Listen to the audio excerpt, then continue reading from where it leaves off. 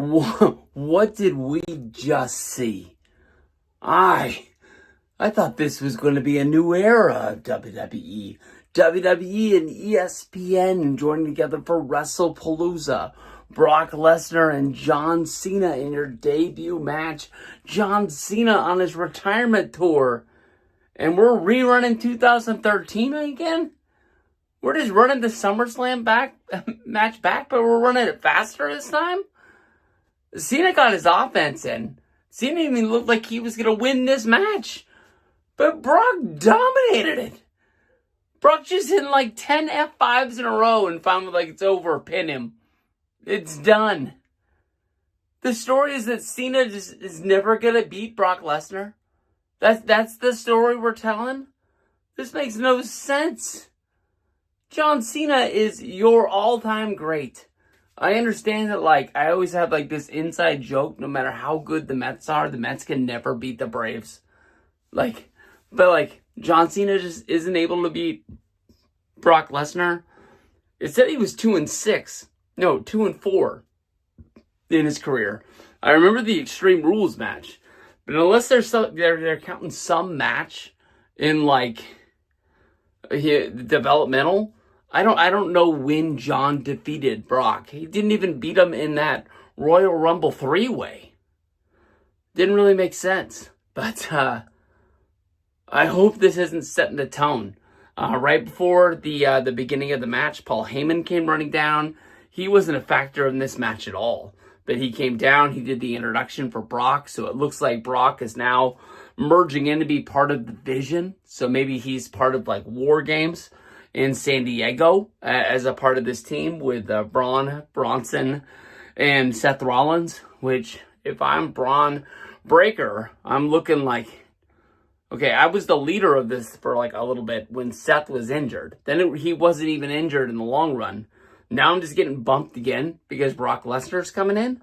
I guess you're on like a winning team, but you're being told that you were the future of WWE, but you're not even the now.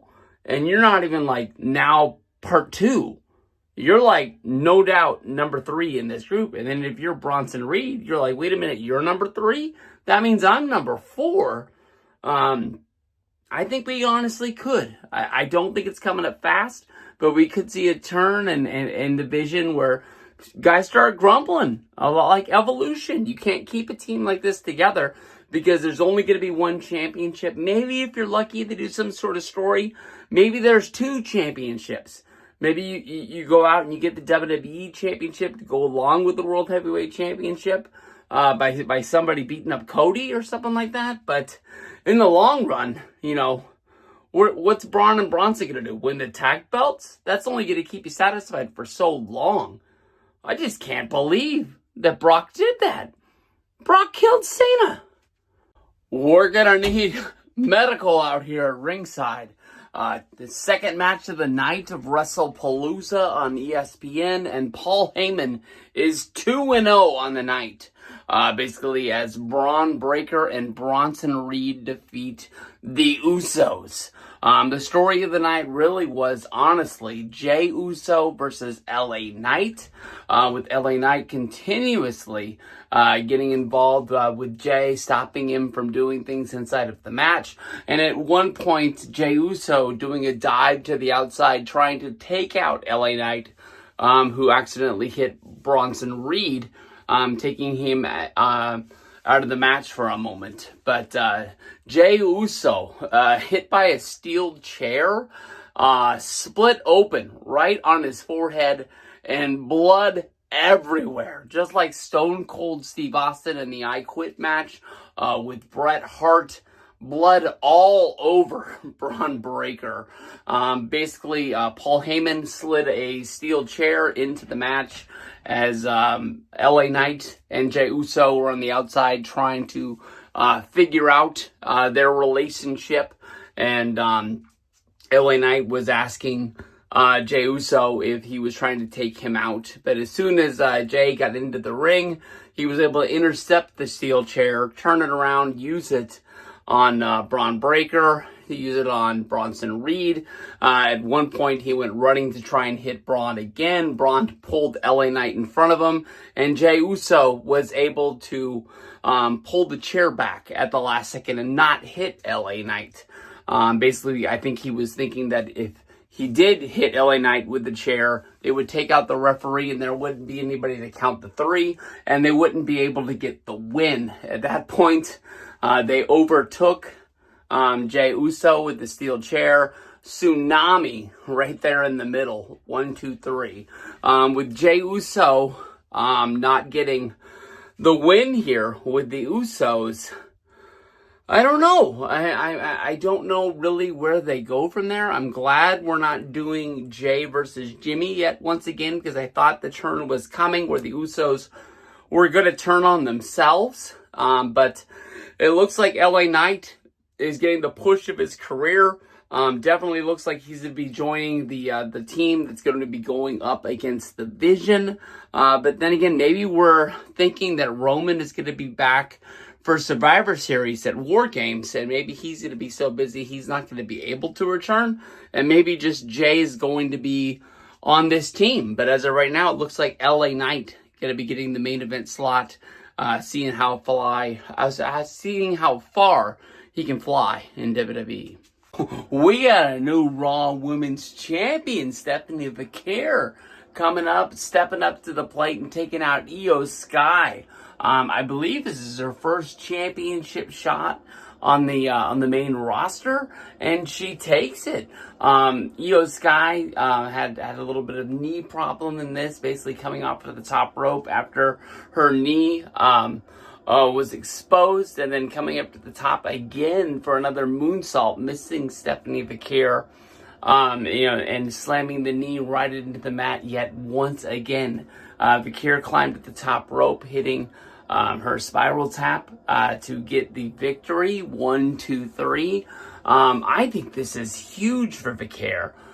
Where she goes from here with the championship is probably off to the side, because in my mind, I think coming up at Crown Jewel in Australia next month, it looks like it's going to be a tag team of Rhea Ripley and Io Sky. I think that Asuka, as well as Kairi Sane, is going to blame Io for losing this match, and Rhea is going to have to step up to the plate to try and defend her friend, setting up some sort of a tag team match. There's other women on the main roster. I've always thought that, Nikki Bella poking around the back, always asking like, hey, what's up with Stephanie? I've always thought that comes off as like kind of fake. Wouldn't be surprised to see Nikki Bella stab Stephanie Vaquer in the back, trying to get some sort of a title shot at the upcoming pay-per-view. Even though she just got crushed by Asuka on Monday Night Raw, now that I think about it. That is one direction that they could be going. You can remember that interview with Nikki Bella where she just completely botched Stephanie's name and never even tried to make up for it, to make better. But the next time we saw them, all of a sudden she was Stephanie's best friend in the back. So short and sweet one here, but we got a new champ, Stephanie Vaquer. Running out of places to go in the house. Had to head out to the garage for this one. But CM Punk and AJ Lee, not surprised, they get the victory in this match. There ain't no other way to sugarcoat this. I mean, it was fun. It was good. AJ Lee, she made her return back to WWE. She got her licks in on Seth Rollins as well as Becky Lynch. This match wasn't good.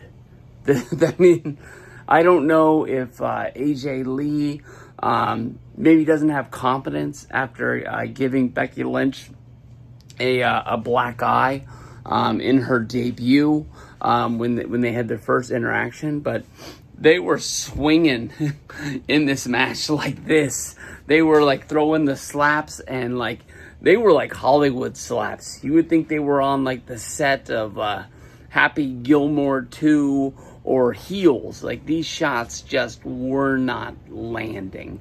I really thought that this was going to be a matchup I really thought this was going to be a night that was going to be won by the heels.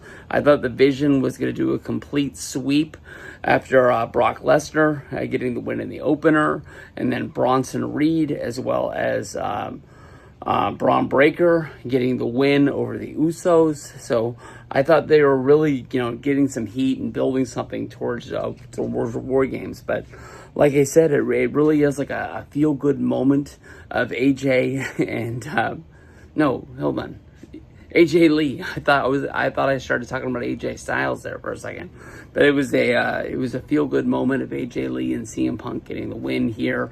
I'm strapped in for our main event. I'm really looking forward to some huge, big surprise in the main event here with Cody and Drew. Kind of a surprise.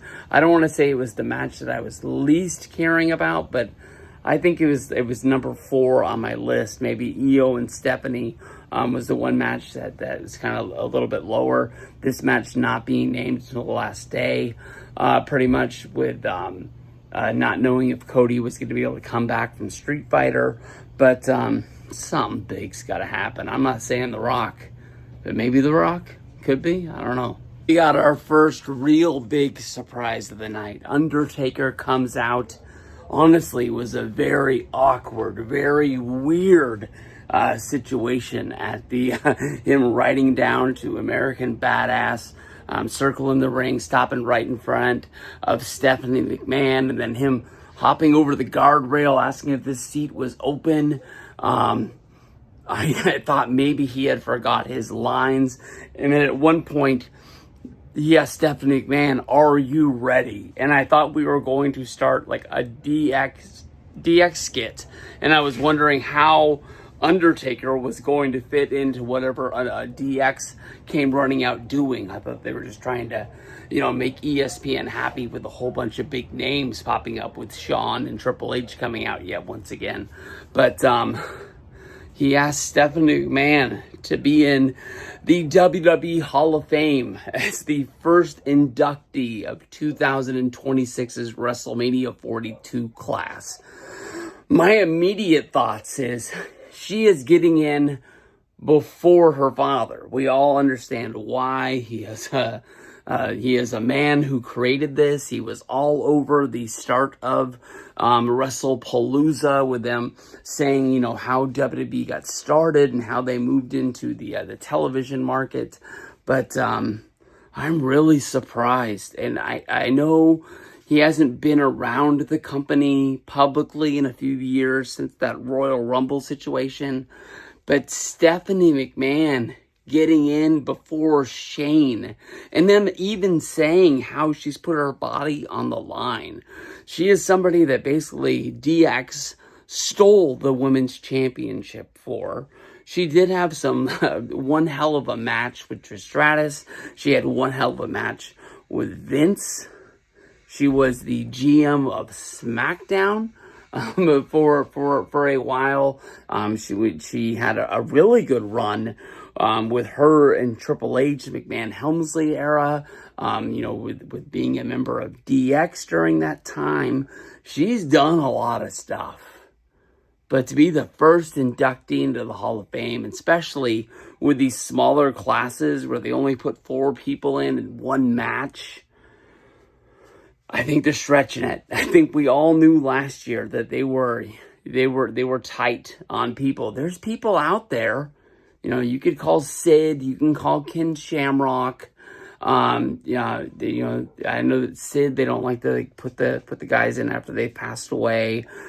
Ken Shamrock, maybe he's not a real main eventer that you want to put in there, but Steph for the Hall of Fame, I'm not saying it's horrible, I'm not saying it's bad.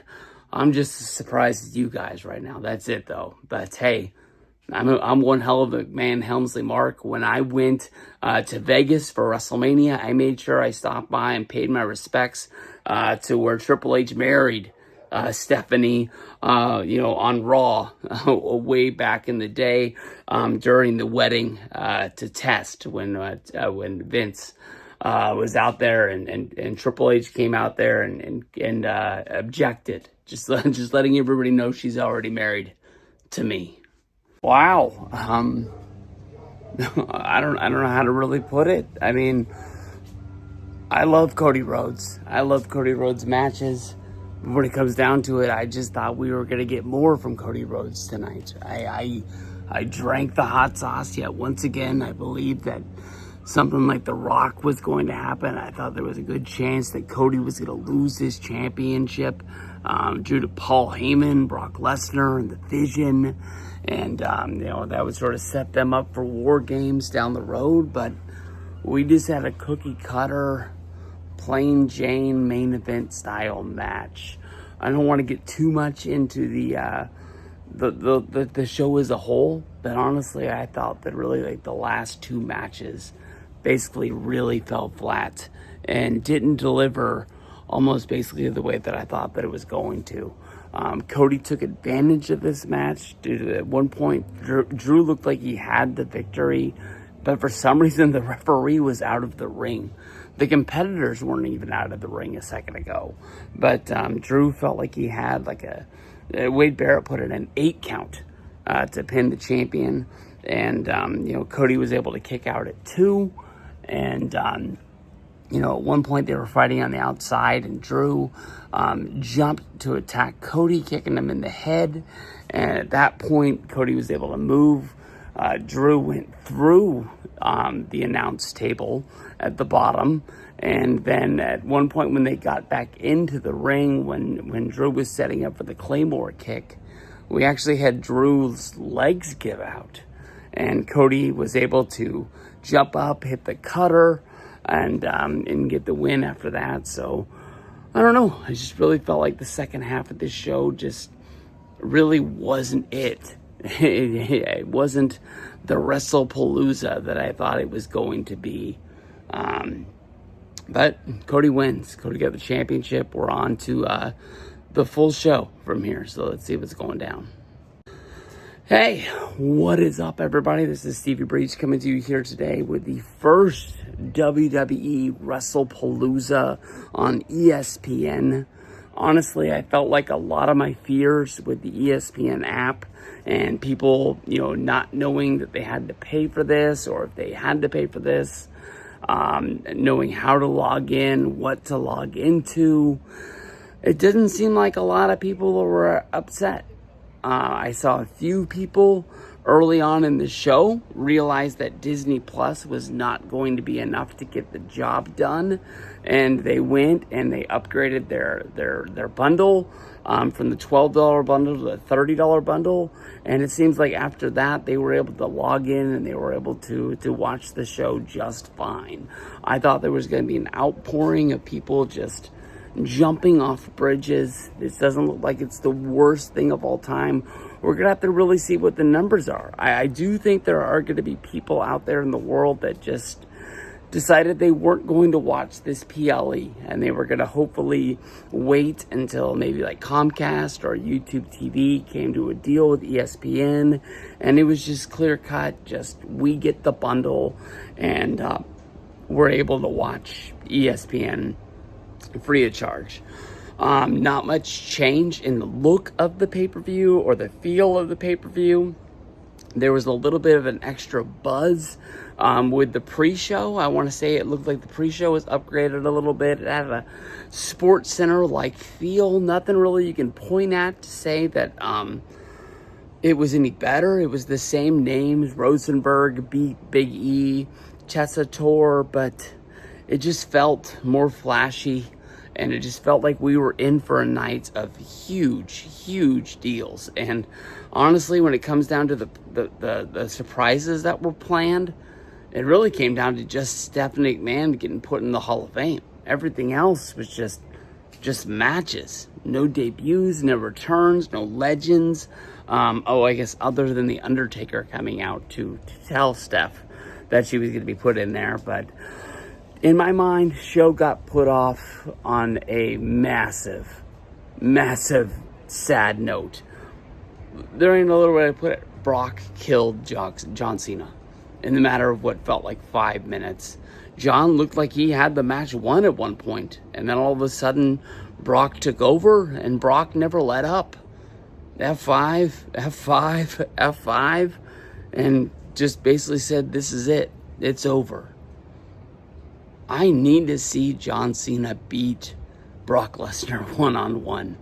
I honestly need to. I'm hoping that we get this match yet once again as a singles at Crown Jewel in Australia. They did this match for a reason, and I found out that the Night of Champions 2015 match, Brock Lesnar did kill John Cena in that match, but John Cena won via disqualification.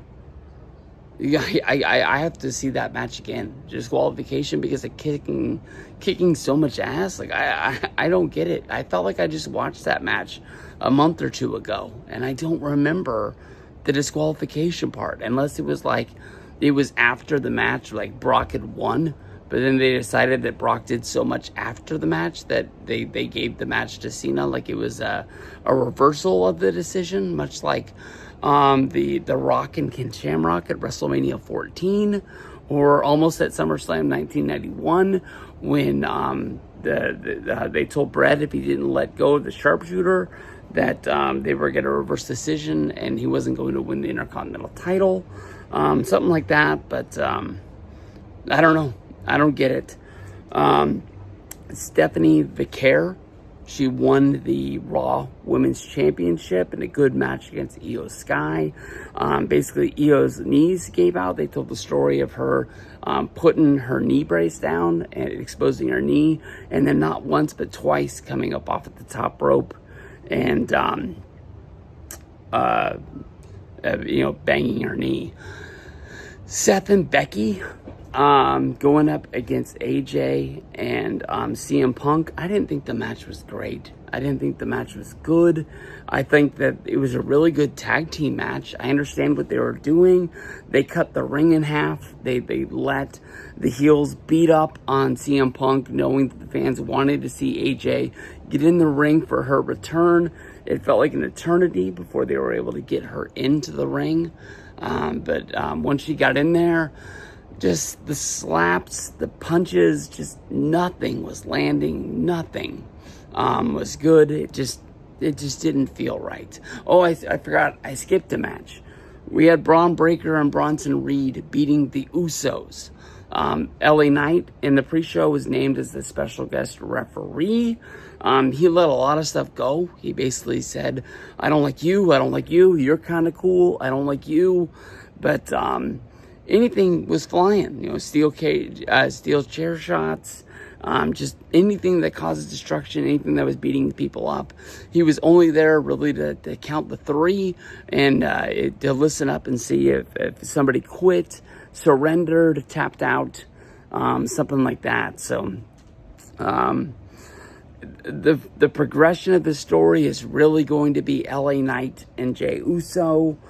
Jey Uso, to me, honestly fits more into like the main event dream team that they're probably building for War Games. Although the poster that San Diego put out had LA Knight on the team. So I don't know if Jey Uso is going to like do a sting and turn his back on WWE and just feel like everybody's against him and maybe like feel like what Roman told them was bad advice or something like that. Maybe that's what they're going for. Maybe he's going to pull the sting and just walk off because he didn't turn on his brother. He tried to beat up LA Knight but wasn't able to actually do it. So we'll see. Main event, Cody just beat Drew. There ain't no other way to put it. I don't know. Cody's got a good way in matches of like making the heels look like they're injured and you think that they're never going to return. After the match, Drew was up against the barricade with the trainer looking at his foot.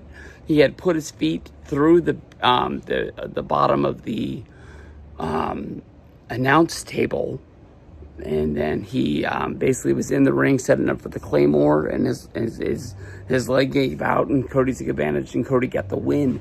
You remember back at the Rumble when I thought Kevin Owens was dead. Maybe it's just the way that they're just playing it off, but we'll have to see. But nothing really special, nothing over the top. I know The Rock looked like he weighed about 200 pounds the last time we saw him, but no Rock showing up to sort of set something up for WrestleMania or, WrestleMania 43 in Saudi Arabia. I thought they might start setting the table. I believed it. I gotta stop believing that crap. He's never coming back. Never. I just don't know. But it was a good show. It wasn't a great show. I was expecting a grand slam of the ninth. We didn't get it.